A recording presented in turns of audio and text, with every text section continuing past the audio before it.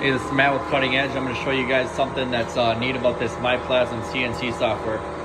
So right now we're cutting out these 3/8 plate, foot plates for our new HDs. Here's some cut quality for you guys.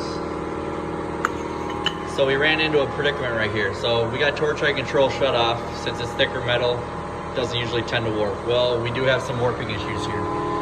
So what happened on this last cut, the torch started to raise up above the metal since it's bowed, and it did not cut all the way through. So instead of having that piece go scrap, what's neat about this software is I'll show you right now. So basically here we are, we're onto this part, and we just only need to cut out half of this. So instead of restarting and having the torch just dive right into the water, we can actually right click right on where we need to start cutting, cut from this point. So the torch will go and touch off right there and then keep going and finish off the cut. And I'll show you right now. So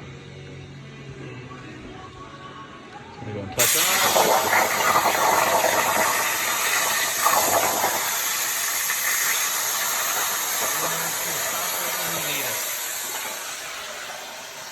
Go and hit stop. Boom. And that's that. Piece that didn't go through.